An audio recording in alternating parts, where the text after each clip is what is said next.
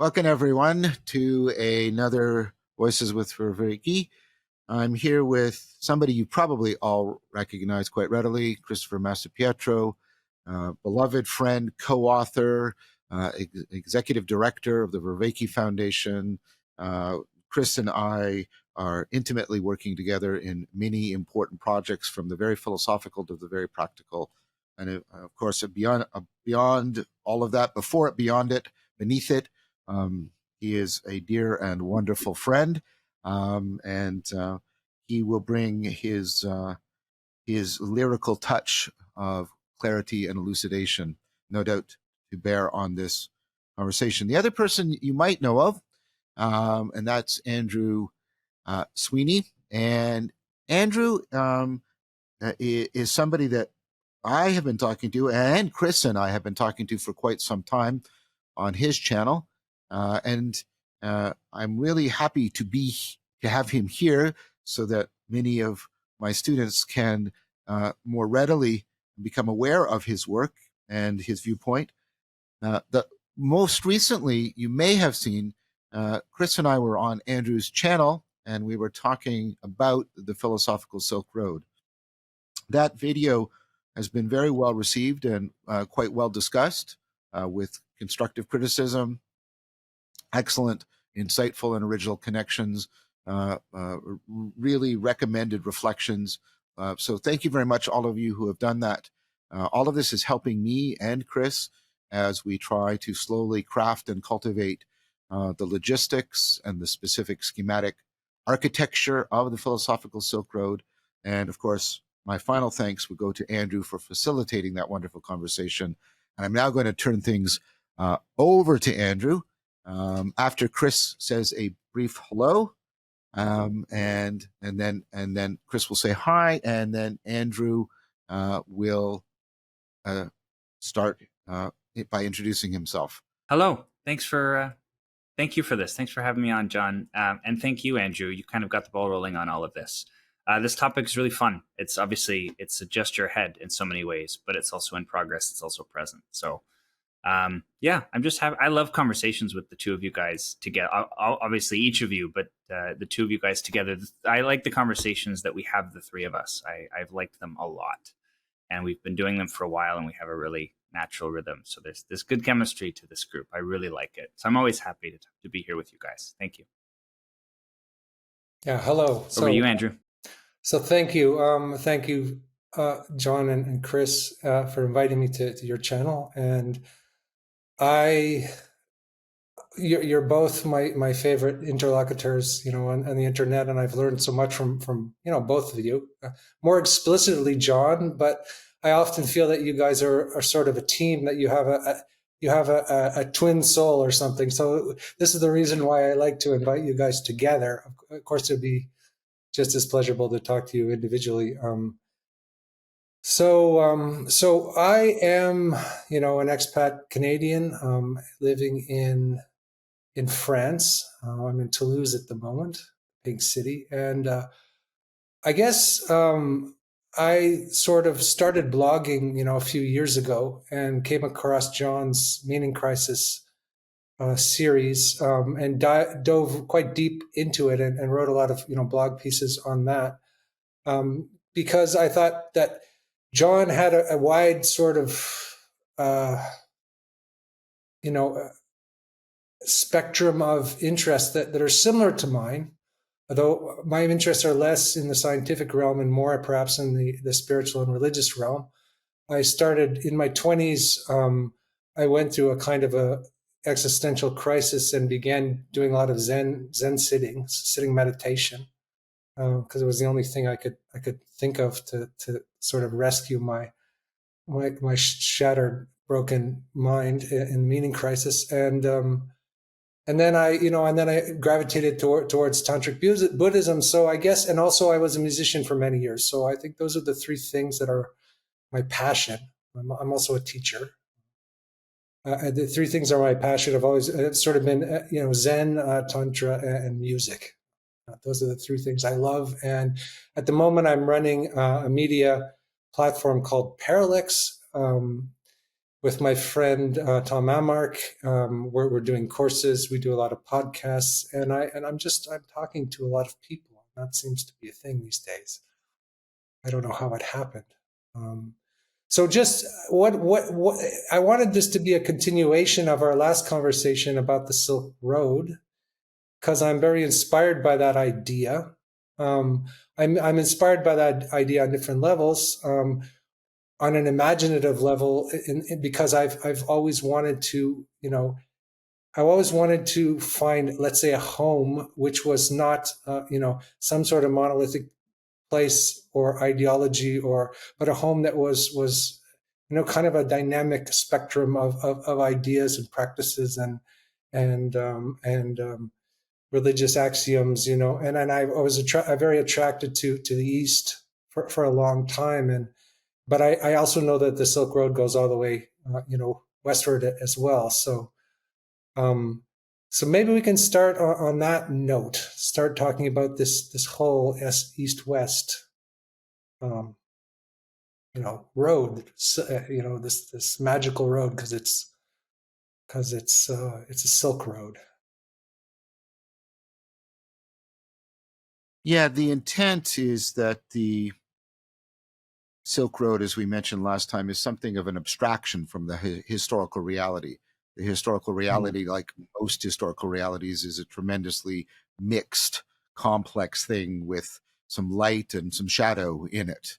There's bloodshed, there's warfare, there's commerce, but there also seem to have been, and this was Thomas Plant's proposal in the book, that really wakened me to this proposal. He makes the proposal the first time in his book, that it was also a place in which like a lingua philosophica, patterned on the idea of a lingua franca, a shared language, right? A lingua philosophica that allowed the East and West to enter into not just the exchange of words as in commerce or a transactional discussion, but to enter into what Chris and I have been calling for quite some time dialogos, or we sometimes say dialogos.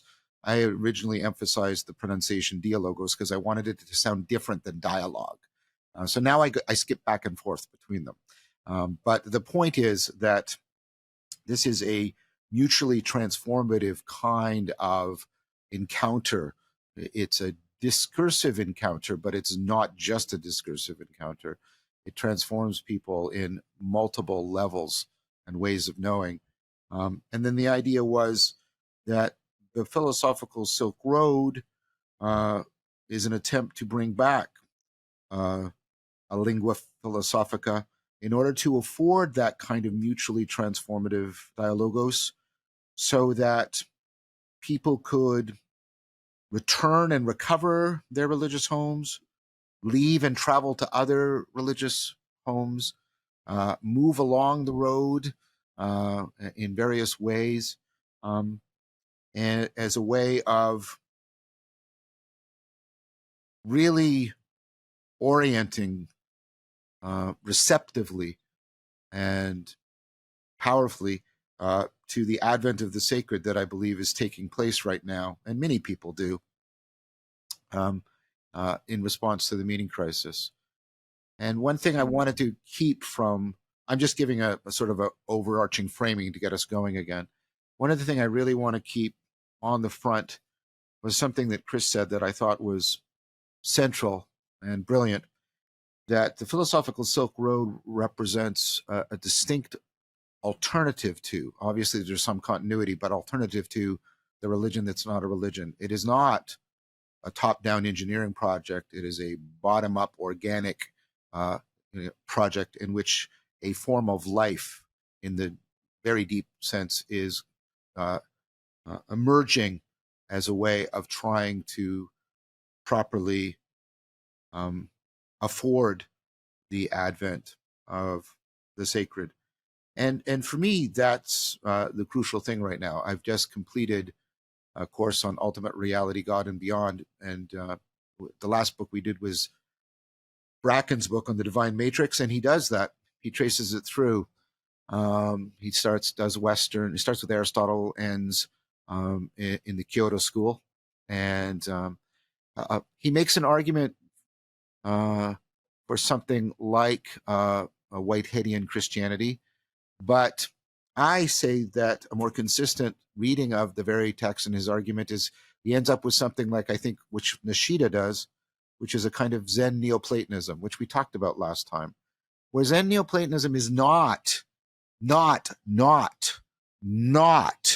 the advent of the sacred. It is that which will hopefully properly proportion our perspective taking and our participatory identification so that we can individually and collectively in a mutually transformative way recognize the sacred in the new way in which it is trying to articulate its own logos. So those are the things that I really wanted to bring back to the center of the discussion. And I thought one of the things that we could do this time, because you're the guest, Andrew, and because I've been thinking about this and teaching on it recently, is maybe pivot for a bit away from Christianity and pivot more towards Zen, Buddhism, Tantra, and along the way, Neoplatonism, because of a book I'm currently reading by somebody I've currently met, Gregory Shaw. I met him at Harvard for the conference on Platonism as a living tradition. And he has a new book out called Hellenic Tantra, in which he is explicitly arguing for this kind of deep dialogos between Tantra and Neoplatonism. And of course, many people have already been doing that between Zen and Neoplatonism, and that is increasing in steam. So I thought that's where we could go, and we could play around in that. Of course, we will inevitably come back to Christianity because it is the formative mother religion of the West. But I thought we could pivot that way, and that way you could be more properly as guest center stage for a while. Sure. Even though one of my concerns recently is kind of like trying to articulate like a Tantric Christianity or an esoteric Christianity, which is close to Buddhist Tantra. I mean, I in many ways, and I'm sorry, you're pushing me it's like trying to say pink elephant and you can't stop thinking about it. Don't talk about the pink elephant. It's kind of like don't talk about Christianity, but, so I'm curious what you mean about the advent of the sacred and that word advent, because I find that to be a very beautiful word. And then you surprised me by saying Neoplatonism is not about the advent. It sounds to me that it's like what you're proposing is a kind of like almost a sutric base before one could enter Tantra or something like that. Like we need to discuss. I'm mixing all kinds of different traditions and ideas here when I'm using this language, just because it's the language that I'm most familiar with. But I associate Tantra very closely with the imaginal. Yes. And it seems to me that Zen and Neoplatonism aren't as much in the imaginal as they're more in the philosophical. But I may be totally wrong there. Maybe you can. Thank you for watching. This YouTube and podcast series is by the Vervaeke Foundation, which in addition to supporting my work, also offers courses, practices, workshops, and other projects dedicated to responding to the meaning crisis. If you would like to support this work, please consider joining our Patreon. You can find the link in the show notes. So I'll say something and then I'll be quiet because I'd like to make space for Chris. I think there's important ways in which Neoplatonism post-Iamblichus is, centrally imaginal, and this is the advent with Iamblichus, which Gregory Shaw does a lot of his scholarship on, of what's called Theurgia. Theurgia is the imaginal spiritual practices of Neoplatonism, and Theurgia is going through a academic revival right now, and there's growing recognition, for example, of how much Theurgia comes through Proclus into Dionysus, the Areopagite, and how it goes into liturgy. And we don't recognize the Theurgia because we've been practicing it in liturgy. And where did that actually come from? Did that just drop from the sky? Liturgy isn't given to us in the Bible. Well, where did it come from? And so that's an important question. And so there's the imaginal. In Zen, it's a different thing. in Zen, there's something analogous to the imaginal, which is the koanic, which we've talked before about. And I want to be very careful. I wasn't saying that Neoplatonism isn't the advent. I was saying Zen Neoplatonism. I think Zen Neoplatonism is the attempt to deliberately afford something with proper and anagogic opponent processing, in which Neoplatonism tends to emphasize the tracing out of intelligibility to what Nishida would call the basho, the ultimate sort of grammar of intelligibility, the place in which sense making occurs. And that's what Neoplatonism is doing. Whereas Zen is more about the koanic, right? Like questioning to the bottoming of experience till you get to no thingness. And so I think the discussion between the experience isn't even quite the right word, the transjective realization of no thingness and the transjective understanding of the ground of intelligibility are what they're different. One is cataphatic, a lot of speaking that gets you into apophatic. And then in Zen, there's centering on the apophatic, which then comes into the attempt to do cataphatic processes to recover people into the apophatic. So they have this complementary relationship. But the point I want to make, and then I'll shut up, I'm talking too much, is that configuration is meant to be a self-correcting, self-transcending set of reflections and practices and ways of egress into the West and the East and what is metaxu, what is between the East and the West, not because it is the destination, but because it is a way of orienting us so that what has to, of its very nature, be born from itself can be properly apprehended and appreciated by us. And that's why I use the word Advent too. It's like the advent of Christ in the Bible.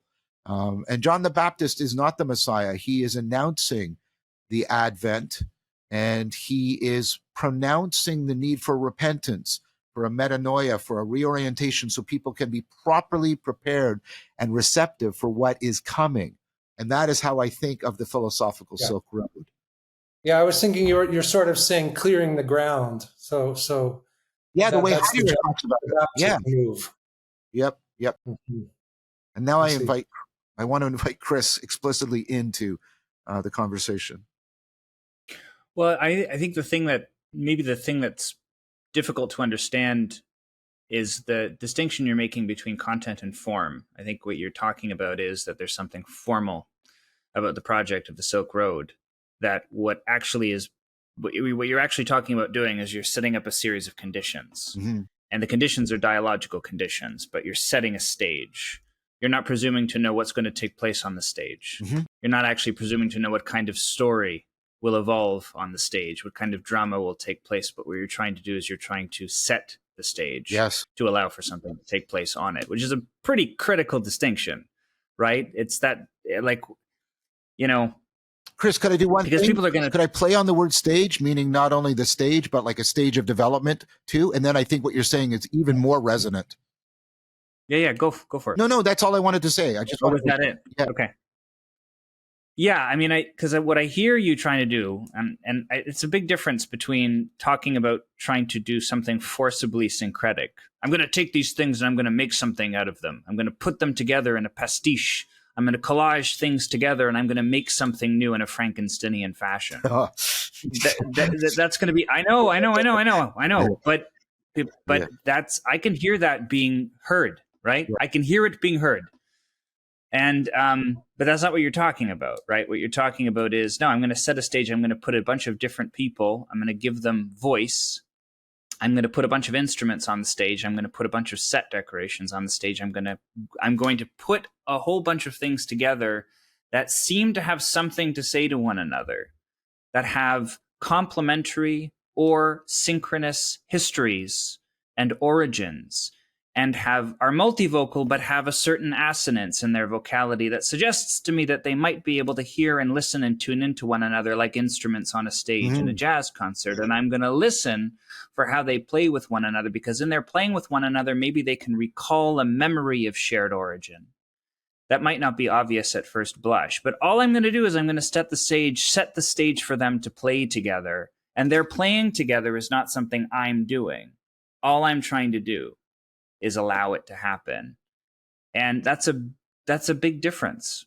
That's a big difference from trying to take a bunch of things and stir them together in a cauldron. And it's not a distinction that's readily available to the imagination, because we think of these syncretisms as either completely historically accidental or the product of some kind of design. And you're not really talking about either one of them, are you? No, and I. By the way, let's put a pin in this. I want to keep that phrase going forward. I mean, even beyond this conversation, I think setting the stage and all the work I've been doing on orientation, about standpoint and stance and setting the stage, I think that's just beautiful. The way I think of it, that is completely in alignment with your beautiful metaphor, analogy perhaps, is Alicia Urraro's notion of setting constraints, selective constraints and enabling constraints, an opponent processing of constraints, so that a self-organizing process can take shape and take form and evolve. And that is exactly what I wish to be trying to do with the philosophical Silk Road, which is different from the engineer coming in and assembling some kind of machine out of pre-existing pieces. So there, that contrast is very, very different. Yeah. Maybe I could. Yeah, I just think. Sorry, go ahead, Chris. No, Andrew, go ahead. Oh, I was, because since John asked me to speak a bit about Buddhism, I was thinking about the analogy to what you're saying in the Buddhist path. And I was thinking about how, one of the biggest misunderstandings of Buddhism is that it's about emptiness. Emptiness is the clearing the ground part that you're talking about. But in Tantric Buddhism, we talk about emptiness and luminosity, and the non-duality of those things. So the expressiveness, the colorfulness, the form, is not negated. It's not so. Again, so I'm thinking as you're speaking about this apophatic nothingness, no thingness that dissolves, and then something arises, and in Zen, what they do is they say the mountain is not a mountain, and then it's a mountain again, and in Tantric Buddhism, what they do is they say it's Vajrayogini, or it's this wild, goddess with skulls, around her neck and a bowl of nectar and a butcher's knife. So it's very interesting, that whole thing. So the idea of stage and the theatricalness and the expressiveness of life and the beauty of everything and its expressiveness is very much, I don't think, not negated in Tantric Buddhism. And maybe that comes along with what you're saying about the stage and all the world being a stage, and this whole theatrical thing, which also, and then that made me think of Nietzsche, who said that he wanted really to sing philosophy. He wanted to break out of he wrote his first book, which was very propositional and argued and well reasoned, and then the rest of his career here, he wanted to sing the whole thing into existence. So those are some of the things that I was thinking about as you were speaking. I think the point about that no thingness is not emptiness as privation, but a dynamic, fully fractal flow of interpenetrating reality, like pure relationality, an abandonment of the idea of substantial things, entities as the grounding of reality, but the impermanent interconnectedness of all things is neither a complete privation, right?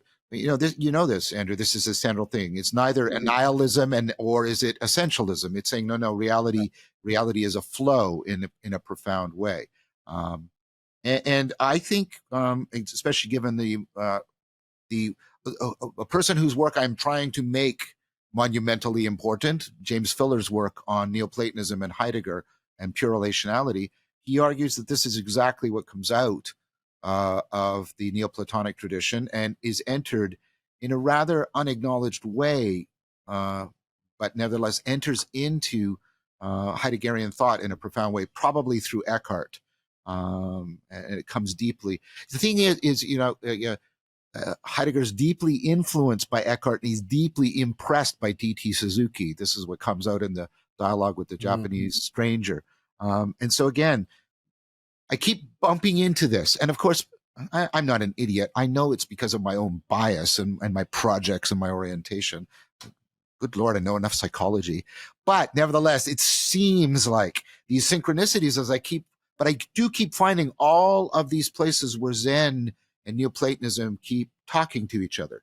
But what's interesting me right now, Andrew, is the possibility of sort of, I don't know, adding a third dimension because of, I think I can call him Greg. I know him. He's going to be on my channel.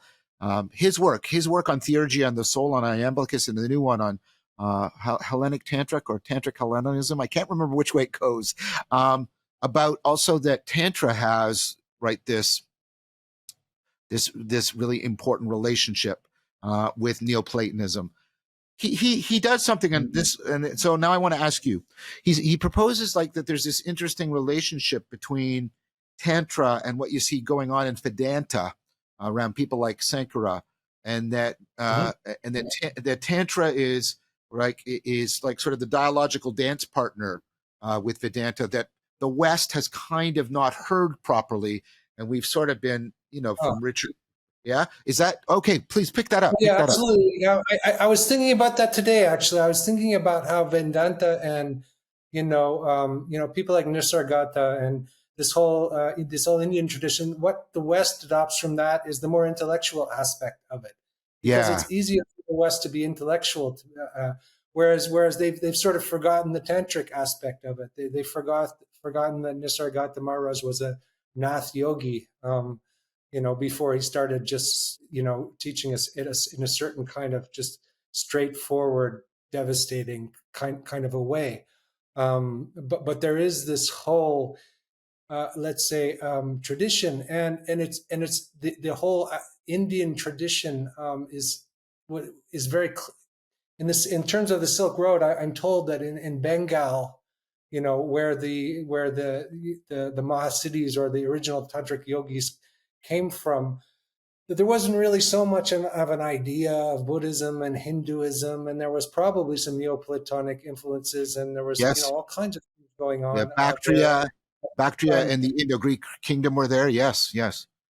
And so I guess the tantric aspect is the elaborate aspect, or the colorful aspect, or the aspect, the complex aspect, because our minds are complex and we can't handle the absolute, in a big punch. So we need to go through these, even though tantric is not necessarily separate from that, from the the Vedanta or the non-dual schools. It's playful and fluid and expressive, and I think this is the other reason why the West can't really doesn't get it. Either turns it into a bunch of sexy techniques or whatever they do with it, right? They want to literalize everything, and they want to understand it in a very literal way. But it's so primordial, fundamentally, and not easily captured in I think in philosophical formula. Like I think Nagarjuna, for instance, became a tantric teacher after he had deconstructed everything. So there was just nothing left for him to do than that. At least that's part of the mythology that I've heard. Mm-hmm. Well, this is Shaw's argument, and it sounds like, and I'm glad I didn't say it to you ahead of time, because now it just comes completely convergent. This is sort of the Iamblican and post-Iamblican critique of Plotinus, that it's very intellectual, the Neoplatonic, but it loses the imaginal. It loses the imaginal dance. It loses the imaginal transformation of consciousness. It loses the imaginal poesis, the poetry. It loses all the jazz. in an important Jazz. way.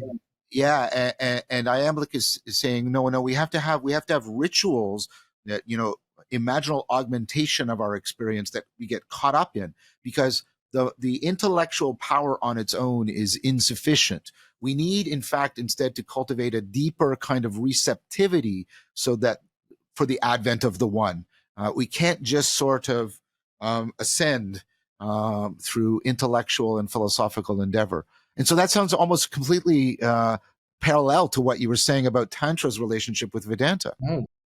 Because what my own teacher told me once, the luminous nature loves elaboration, the elaborations of beauty, and we lose that when we try to make everything very technical and propositional and philosophical. I often find it's and again, this is where there's not many Buddhist people that have that much openness to Christianity. I'm one of them, because I think the imaginal is deep in the Christian tradition, Yeah. in the same sense that it is in Tantra, and that is almost it's the missing aspect in the West. Eastern practice is missing Tantra, and in the Western practice is also allergic to that, because it's like I was listening to your conversation with Brendan, who is a lovely person with all kinds of wonderful ideas, and there seems to be this need to try to make everything comprehensible, understandable to the rational mind, which obviously has a necessity and a goodness to it. But then there's this other side, which you have to take a leap into the dangerous realm and lose that. Am I making sense here, or am I rambling? No, you're making great sense, Andrew. I'm just pausing because I want Chris to speak. Yeah. Well, you are making a lot of sense, and I actually wanted to just sort of stay on this trail for a second, Andrew. I was going to ask you, if you're comfortable, I was going to ask you maybe to situate some of what you're describing in a little bit of autobiography, because the idea, like the myth and motif of the Westerner who's drawn to the East, the person who grows up within the matrix of a Christian tradition, who finds himself called to Buddhism, for example, or to Vedanta, or to the luminosity of shunyata that you've described. There is a being drawn toward beauty that I hear in what you're describing. There's almost a kind of aesthetic appreciation. I don't mean that in a pejorative sense, that I'm hearing. And there's a kind of affinity of temperament and a correction for something that you found absent in your native tradition that beckoned in a foreign tradition that now you find yourself more at home in. I don't know if I've heard that right. That's great. So correct me if you haven't. And if I have, I just wondered if you could talk a little bit more about what it was, even if you can just approximate it, even if you don't have the words for it. What was it in the earliest instances you can remember that beckoned to you about the East? Okay, yeah. Well, there was a couple of things. I was reading a book by Eric Fromm, and he was talking about meditation, and he was describing about how to make your mind blank.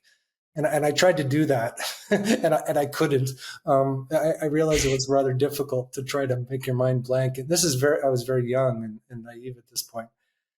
And then the other thing was, I read a book called Zen Mind, Beginner Mind when I was a student at the university. And somehow that book just, for weeks and months, I was every word of that book was resonating in my mind and in my body. And I don't know why. And then shortly after, I met a Zen teacher at McGill.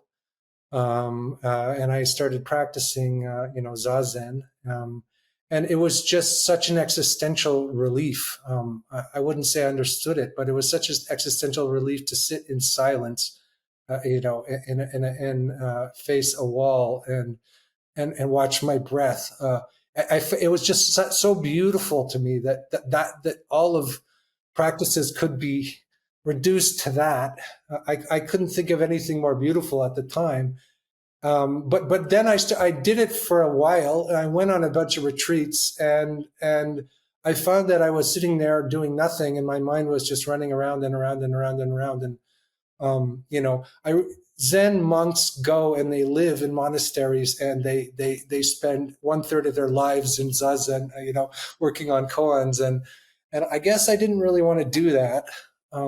I guess I had desires and things like that, and so I met a bunch of people from a more tantric school, Chogyam Trungpa's school, and who were also going to McGill at the time, and started reading Chogyam Trungpa's books, started reading books by Lok and started exploring the whole Tibetan Buddhist world. And during that time in the 90s, I met like 3 or 4, maybe 5 or 6 people who are very saintly.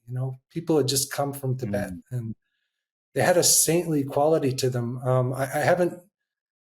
I don't know if they're around anymore, but for some reason at that time in Montreal in the 90s, there were a few of them, and I was lucky enough to meet them. And I remember I was sitting in the McGill Library reading a book by Chogyam Trungpa called The Tibetan Book of the Dead, or it was Introduction to the Tibetan Book of the Dead.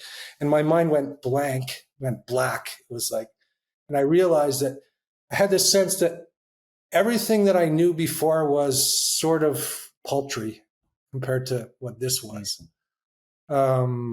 It was, and I lost my sort of trust in my professors in the world, and in whatever direction I was going on. I fell out of all that, and I kind of wandered around for a few years. I lived in a monastery in northern Nova Scotia for a few years. I played guitar. I was a hippie vagabond meditator for a long time.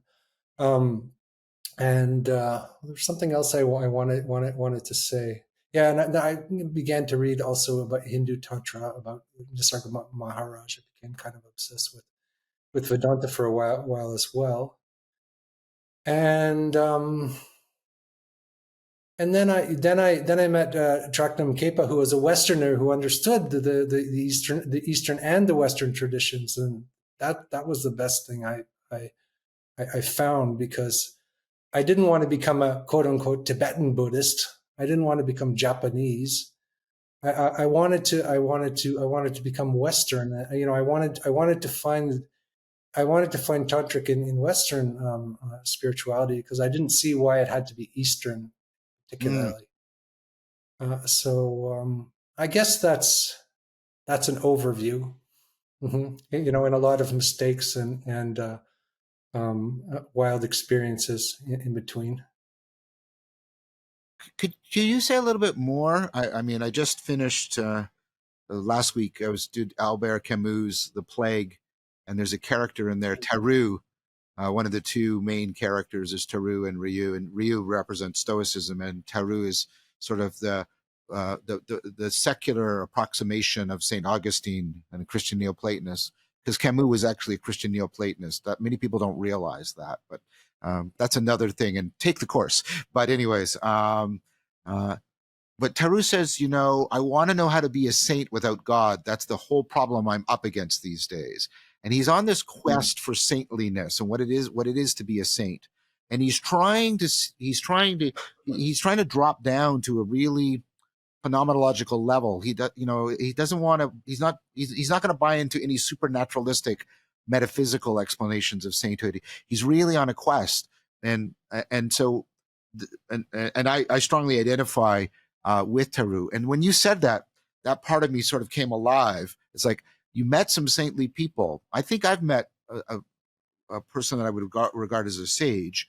I've met a couple of people who have been designated as enlightened. I don't know I've met anybody who's saintly. I've met some very good people. Could you say more about that? I mean, just unpack that, Andrew. That it seems like that's a very important thing to say, and it obviously was pivotal for you. Yeah. Good question. I had that question too.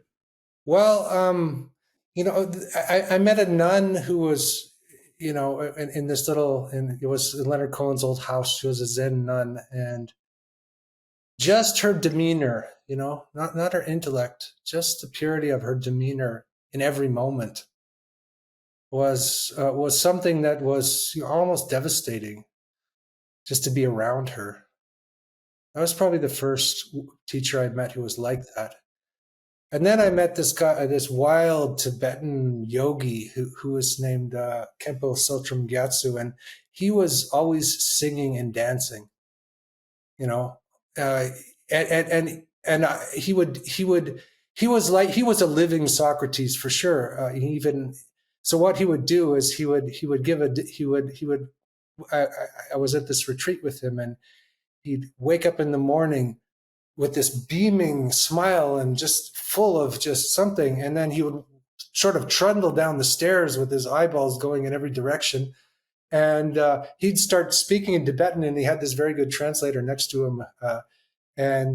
He would be singing all the time, and the translator would be, translating his discourses. And one time he came up to me and he said, "How are you?" And he looked at me, and I was drinking a coffee, and I was a little bit hungover, and I said, "I'm a little bit hungover, Rinpoche." And he said, "Drink your coffee with a mind of luminous emptiness." And then he started to go off on the discourse about, just like Nargajwana, and it went on and on and on. And his translator would translate next to him, and then people would gather, and they would be, dancing and singing. And how does that happen? I mean, it was a bit like, the story of Krishna who sings, and all the gopis come and follow them, and that was more of the tantric, let's say, transmission, meeting somebody like that.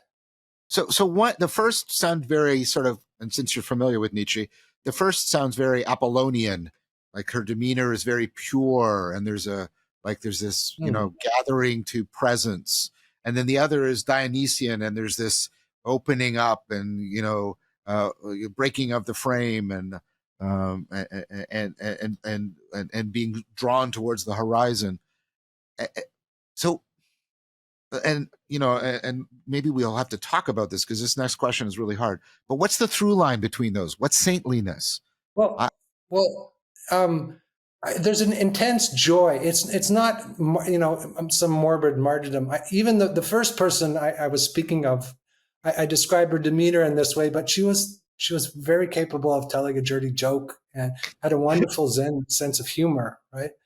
It wasn't a stiff kind of discipline. It was Zen. She was a Zen nun. So there was a lot of discipline in practice. And the other teacher had a completely different demeanor. But yes, I think there is a through line between those two people, and I guess it's just type of personality, and I guess the Silk Road would be valuable for, would have teachers of all different types, because I don't think there's a type. Especially with saintliness, I don't think saintliness can be defined as any particular type. I think it could be practically, anything from my own teacher, who you might think was a Hell's Angel or something, because he doesn't come off as being spiritual at all in any way, and you never know it, and you might think it was a Trump supporter, but I think there's every kind of type, and I think it's not necessarily visible. I think you get that when you meet the person and they give you a transmission of who they are. So yeah. I don't believe there's an Aristotelian essence. That's not what I'm looking for. That's why I use the word through line. And so let's make it more phenomenological. Like, was it that in their presence you experienced reverence? Like, what was it? Right? It wasn't like just affection, because I assume you have lots of affection for lots of people that you don't regard as saints, right? And it's not just admiration. I know you admire a lot of people, and so I'm not asking you to find their essence. I'm trying to ask what was common in your response to them that made you say, "I'm experiencing a saint." I'm gonna tack one question onto that, but just consider it to be part of the same question, which is how much of it had to do with what was said and how much of it had to do with what was unsaid. Right. By that person. How much did the language that they used in conversation have anything to do with this? And what was the relationship there too? I'm also really curious. Yeah, that's cool. That's an interesting question because, well, I'll give you another story of another teacher I met in Hamburg. Who I met him, and he was drinking, Heineken beer, and he had ice cubes in his beer, and he was smoking, a cigar, and he was, acting kind of weird. He had funny hair, and his clothes were all wrong, and you know. All these people came because he was a recognized tulku from a particular tradition. They came to see this guy because of his place in because he's recognized in a hierarchy. And all these people came looking for this very spiritual experience and the spiritual person. And what happened was he acted weird and told dirty jokes, and then the people who were looking for a spiritual experience, they all left. And the people that fell in love with him, like myself, remained, and there was just a few people left. And then he started to actually teach. And he told me that he drinks only in public. He doesn't drink in his private life, but he acts like a drunk in public. This is what they call in the tradition crazy wisdom. So I think or irony. He also mentioned that when I'm acting silly and when my words are make no sense at all, I'm probably teaching more than when I'm giving you a laying out the standard Dzogchen whatever teachings in a more in a more standard kind of way. So I would say that 99. I'd say that 1% maybe of the words, and or even less. When the real transmission is coming, it doesn't mean that the words are not important, or that they're important because we need them. Mm-hmm. We need to work through these things in our minds. Mm-hmm. So you're using a phrase here that's come back multiple times for your way of articulating the encounter of the saint, which is transmission, and I take it you're using it in a Zen sense. That there, and so is that to your mind how you go, oh, this is a saint, because you get a profound sense of transmission coming from the person, that there's a disclosure of a way into into deeper understanding, deeper realization? Yes, because they call it traditionally mind-to-mind transmission. Yeah. So that is the traditional term, and that is what happens. So is that the sense of it, that because there's very little words, yet there is so much transmitted, that the source must be a saint? Is it that kind of thing? Because why I'm worried about this, is that because in the West, sainthood has degenerated into the moral exemplar. Yeah. Right, the moral exemplar, and I know many people who I would consider moral exemplars, and they don't strike me as the kind of beings we are talking about right now. And I think there are people that, like the crazy wisdom people, like you're saying, they don't really seem like moral exemplars. They're doing something else. They're not immoral in any vicious sense, but they're doing something else, and that's what I'm trying to get at. I'm trying to get at, like, there's this sense of the mostly nonverbal transmission that is transformative in some deep way. There also just sounds like there's something implicitly apparetic about the deportment of the people that does not conform to the expected patterns of how people show up. One of the characteristics of saints canonically is that they are, in some sense, not of this world. Yeah. In the way that most are of this world. Take that phrase lightly, but there's an atopy. Yeah. There's a sense in which they run counter to the current of expectation, of prediction. We can't place them. We can't model them the way that we model and predict and place people. There's something that defies our capacity to gain a purchase on them, something untamed. Yeah. Well, right? You John like to was bring up talking the about Aslan example all the time, John. There you go. Sorry, I interrupted, but John was talking about Aslan. We said the same thing at the same time, the Aslan example. Oh, you said that too. Yes, because I think Yeah, that yeah. that's I was thinking of that when I was listening you to talk. That's a very good description of crazy wisdom, and the Buddha is almost often, the analogy is the lion, right? Mhm. Yeah. So there's a proposal that's I want to make, and it's meant to not in any way be a seeking of closure. Most of the stuff that's not categorically intelligible, most of the stuff that's atypos is just weird or useless or bizarre, like most of the dreams we have at night. And we get up and they say, that doesn't fit this, and therefore that's not real. But people have experiences that are not like this, and yet they go, that's really real. It doesn't fit into all the normal categories, but it's really real, and it calls all of this into question. They do exactly the reversal. And I'm thinking that that's what the saint is. The saint is the person that's non-categorical, but calls the categorical world into question rather than being easily rejected because they don't fit into the categories. Is it something like that? Absolutely. And that could be very, the stories I'm telling are stories. They're anecdotes in a sense, but it could be something very subtle. People are very attracted to crazy wisdom as some, wildness that is cool or something, but it could be something very, very subtle that you would never even notice. Like it could be something that is some very subtle change that a person's presence could have. I was talking to somebody who was saying that there was a time when there was a lot of very charismatic teachers. They had tons of charisma because that was what was appropriate in that particular moment.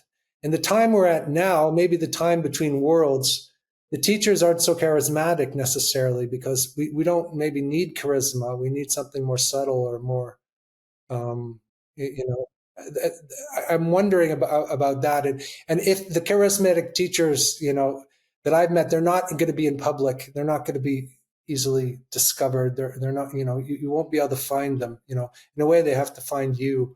That's often the story: is the teacher finds you. But The other thing, I don't know how this relates back, but the other thing, the other quality to go along with the proposition, this seems now to be this now seems to be a dialogos about sainthood, which is very yes, interesting. How did it we is. get here? But the other thing is that there's a sense of concealed order, but that is nevertheless indecipherable. Mm-hmm. Because someone who behaves in ways that can't be modeled or mapped easily, it's not as though the movements of such a person are random and absurd. If they appear absurd, it is because the absurdity is the aspect of incomprehensibility that conceals a hidden unity, Mm-hmm. that conceals a hidden order.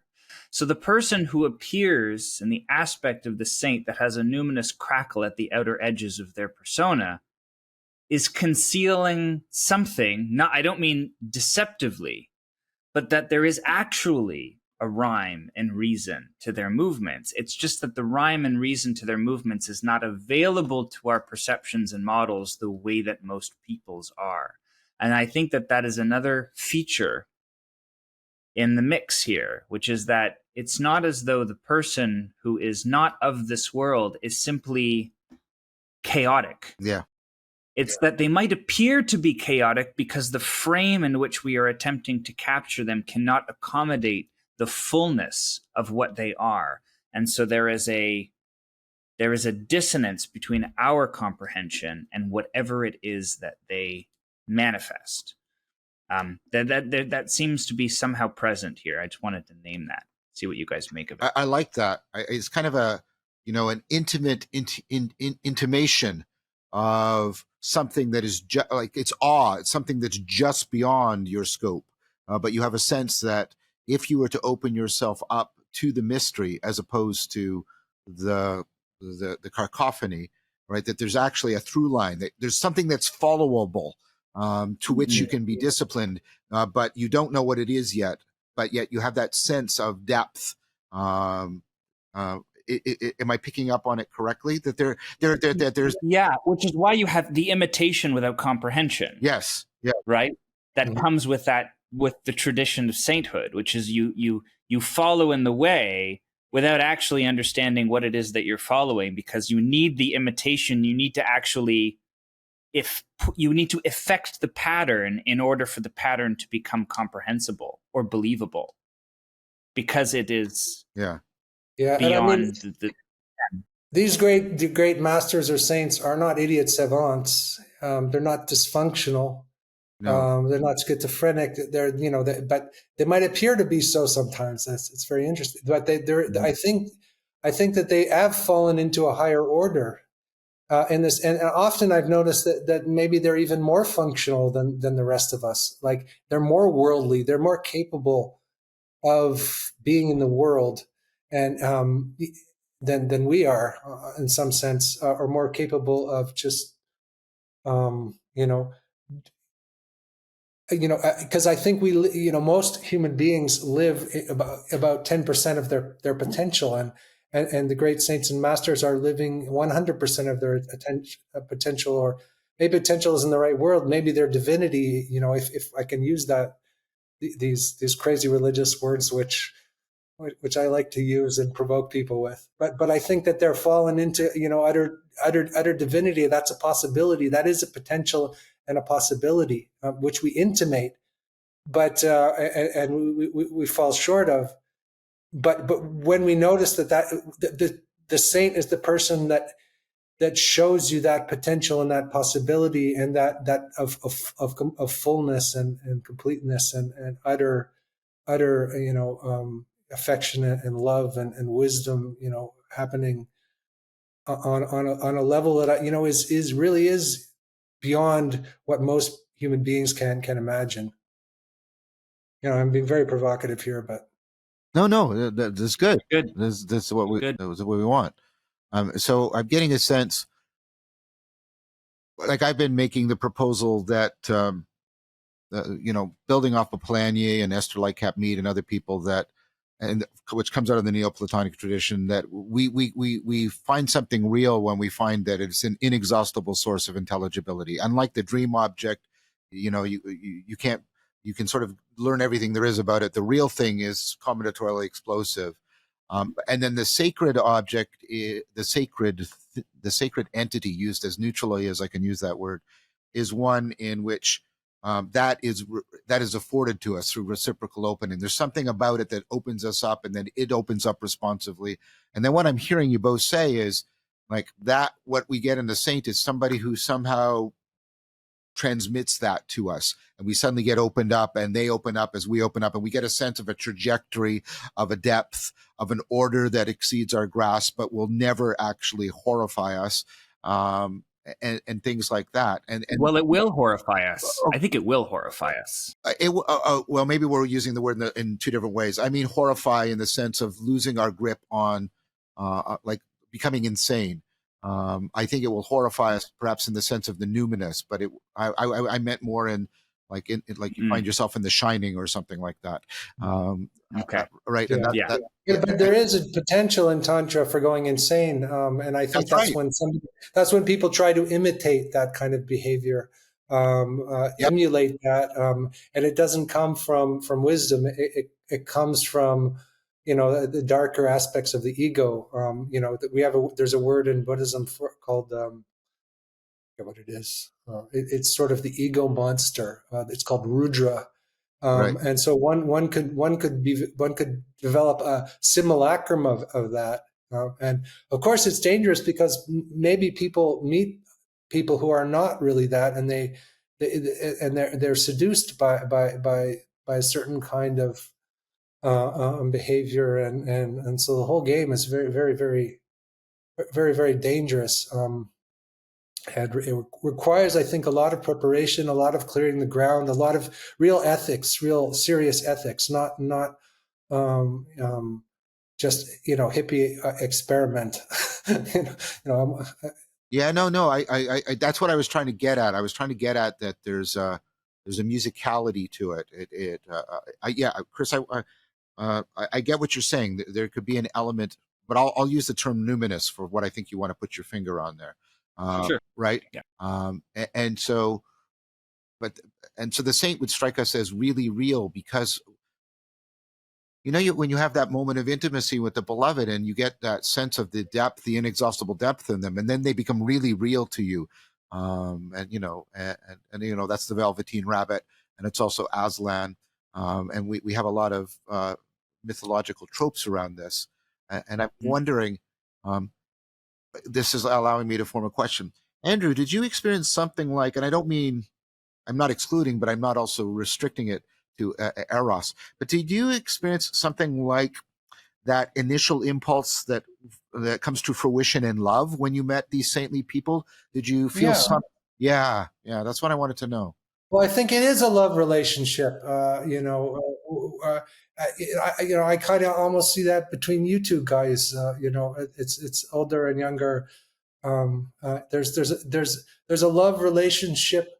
We limit love to sort of romantic relationships with the opposite sex, but you could love a man or a elder, so deeply that it's almost like that trumps that's the primary love relationship, and it's reflected in all of your other relationship. That is the disciple guru relationship. It's a profound relationship of love and sort of gratitude. And I think a lot of the problem people have today is they try to do it all themselves. So they don't, allow from that elder transmission. We use the word guru, and it's become an ugly word in the West, but we want to love Jesus or something, but Jesus isn't here right now. Jesus isn't. He is in some ways, but it's the person in front of you who embodies that, who is more important than Jesus or the Buddha, so to speak. Yeah, and that figure shows up. I mean, that figure shows up in the hands of bona fide Christians. I mean, when one thinks of the brothers Karamazov and Dostoevsky, and you have the one brother who's clearly a saint, or the idiot who's a saintly figure, perhaps a Christ figure. Yeah, I that well that but you put your finger on a point, which is, and Chris and I have used the term of gurufication. Part of that, the way the word guru has become a pejorative term, because there's been so much abuse, right? And that's the certainly. problem. Yeah, that's the problem. And the problem with that is, you see, and as soon as we get, and again, this is death in Venice, as soon as you open yourself up to these powers, the potential for also, right, being overwhelmed and being diverted into a self-destructive kind of decadence, which is what the story is about, is also profound.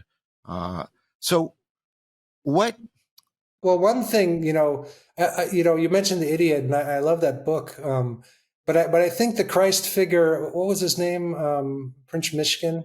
Yeah. Again, he's an idiot savant in a way, whereas the elder or the master in the East is not an idiot savant. He's wise to the ways of the world, and so you can respect him on that level. Yeah, I think we fall too easily for the idiot savant in the West. Yeah, that's a good point. I like that. That's a very good distinction. That's a very fine distinction.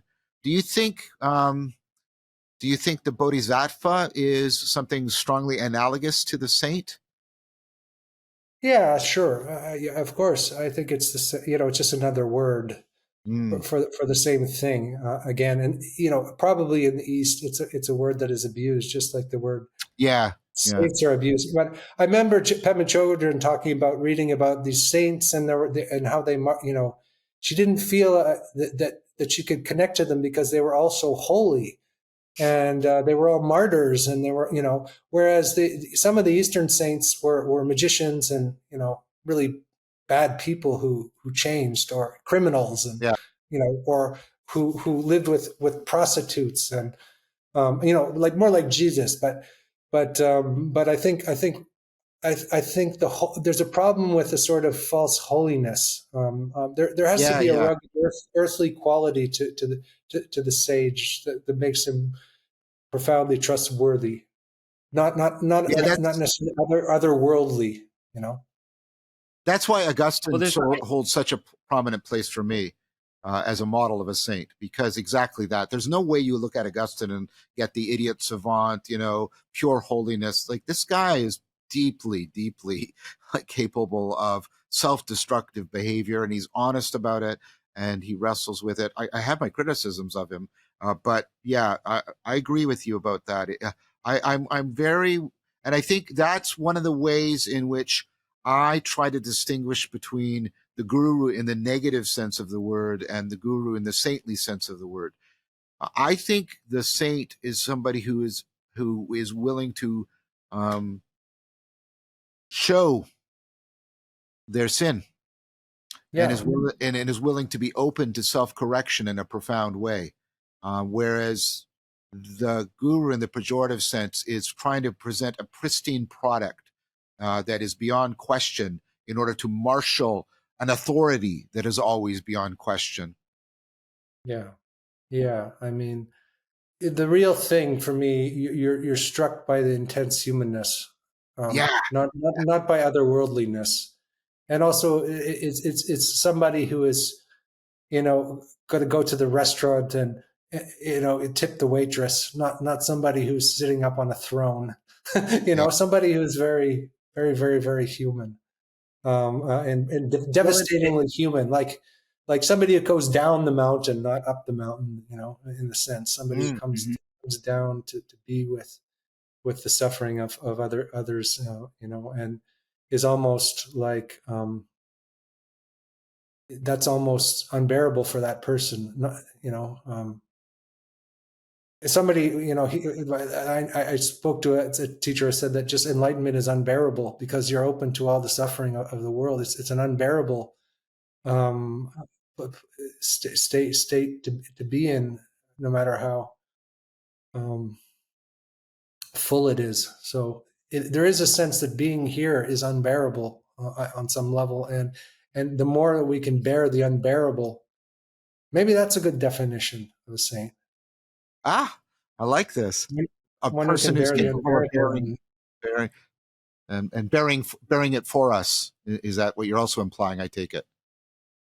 yeah, bearing it for just, not in uh, not in a top down sense. I think there's a with, not just a for. Yeah. Good, good, good. Bearing it with us, but they're doing something nevertheless that is demonstrative, that is exemplary, because they have a porousness. They're open to the unbearable in a way that we might be closed off to, and yet they're making that potentially bearable by us. Something like Yeah, that. yeah. Mm, I mean, the good. tantric yogis in Tibet eat poison, and that's a metaphor for the fact that they're eating the poison of the compassion of taking on the poison of others. They're ingesting the poison.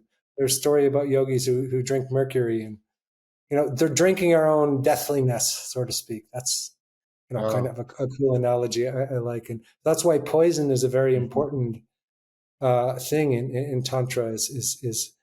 Is taking some of the poison and taking on the poison rather than being removed. Um, a principle of non-rejection. well, it's also important in the Socratic, Platonic, Neoplatonic tradition. The word for poison is pharmakon, where we also get medicine from, Mhm. and pharmacy. Mhm. So Yes. the wise person is not the person who gives us the nectar of the gods. They're the person who can use the poison in the way to heal us rather than to kill us. To Um, transform it into the nectar of the gods, so to speak, right? yeah, at To, least in its Ah, actions. ah. Yeah. Yeah, there's the I'm a conversion romantic. of I'm poison. okay with this kind of corny romantic language because Tantra has a sort of outrageous romantic quality to it. It's kind of absurd romanticism on some level. It's very Baroque. So you have to kind of like that.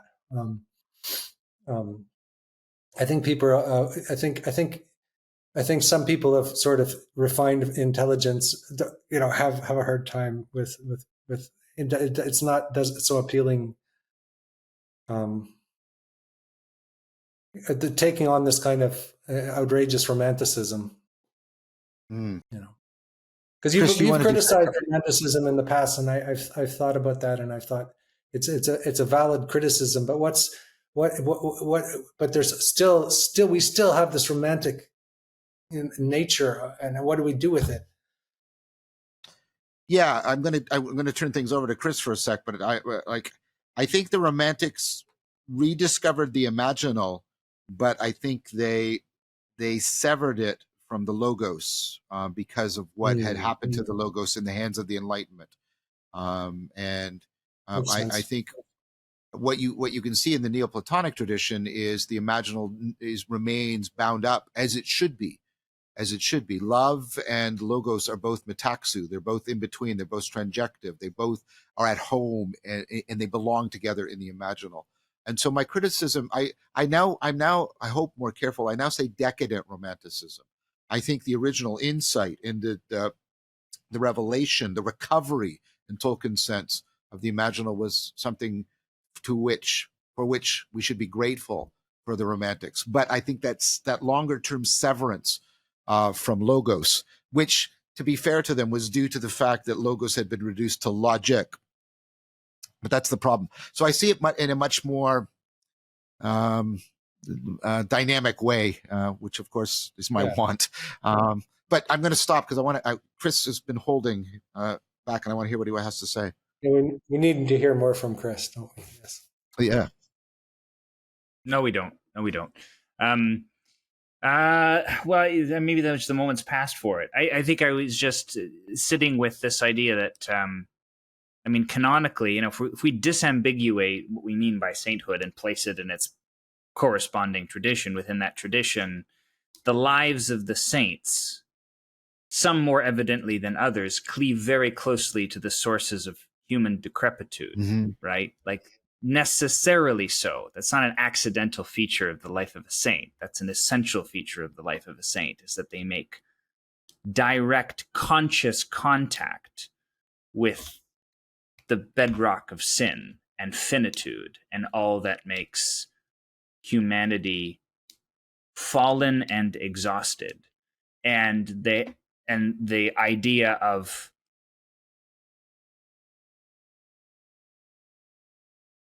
manifesting an otherworldly countenance and wisdom that is apparatic to the naked eye and making contact with that bottom of decrepitude are dialectical features of the same countenance, right? So there's something essential about that in the story, that it's not just that, this idea of the saint as the cleanly, tidy, holy, morally beneficent creature is, I think, somewhat anachronistic.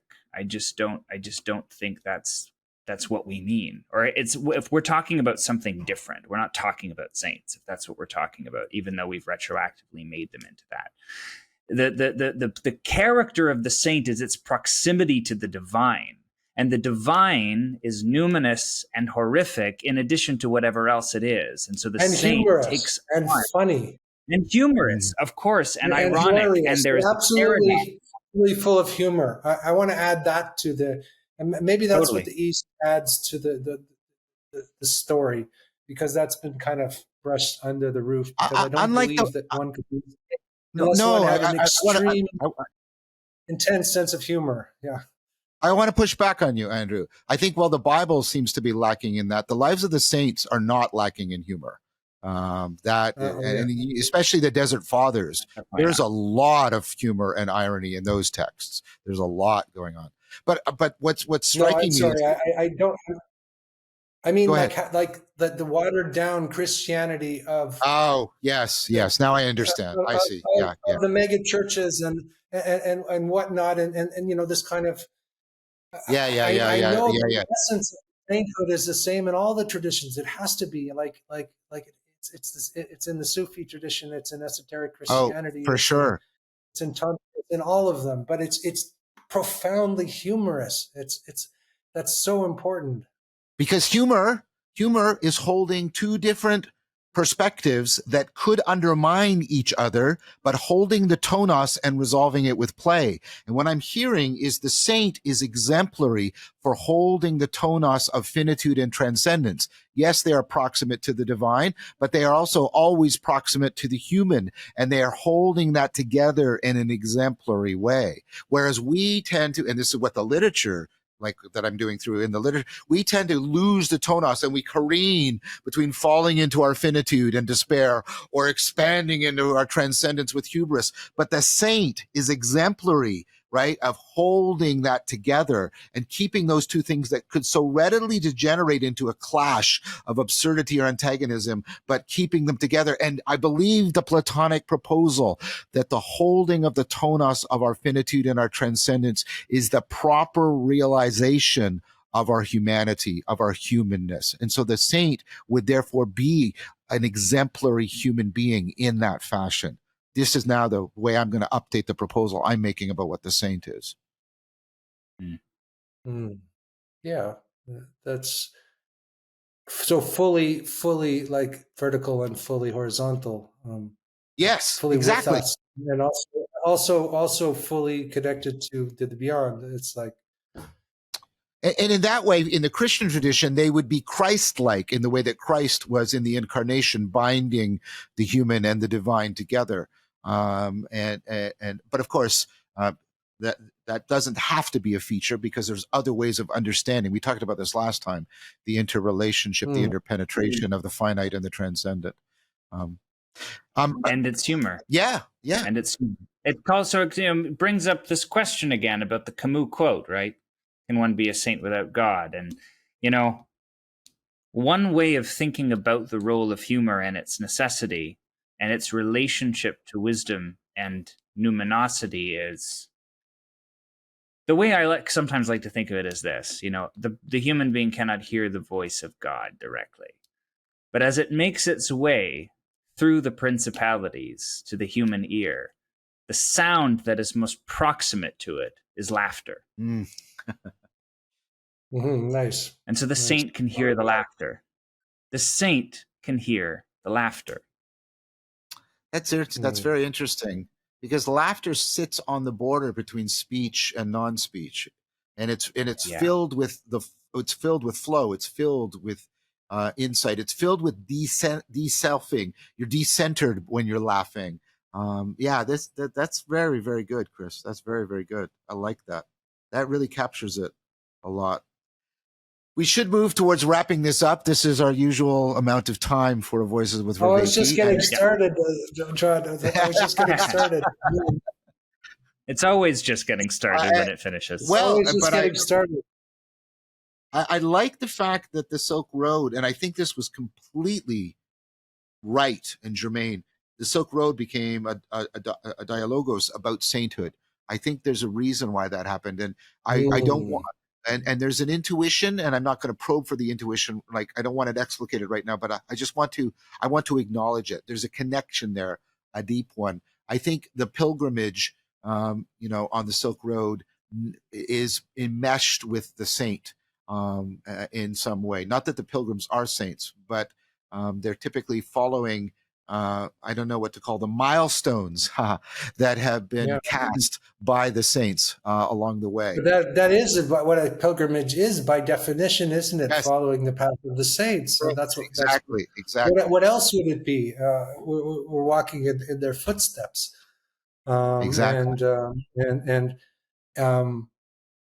what's the word I'm looking for? It's not even praying. It's supplicating their wisdom in our frailty and in our misunderstanding and in our ignorance. We need that download of energy. I mean, the pilgrimage, insofar as it's a quest, is something that deeply reminds us of our finitude by making us sore and exhausted and tired and sick, while also orienting us towards the horizon of transcendence. And so, I think we have to, and it's aspirational. And the thing that predicts successful aspiration are reliable role models. And I think the saints are appropriate. I'm going to thank my dear friend Chris and give him a chance to say any final word. And then Andrew, as always, we have the guest. You're both guests, but this is your first time, I think, on the channel. We give you the final word. And it can be whatever kind of word you want. You can be provocative, you can be summative, you can be cumulative, whatever. But I'm going to turn it to Chris first and then it to you, Andrew. And I just want to, right now, my final word, other to say goodbye to everybody, is to thank both of you very deeply. Thank you. This was fun, as it always is. Over to you, Andrew. Thank you for giving me a vocabulary and the ongoing conversation and just for being so present in my life and in the reflections I'm making. And I deeply appreciate you guys, and thanks for having me talk about my own stuff. I appreciate that, and obviously to be continued, I hope. And Yes, very much. Thank you, my friends.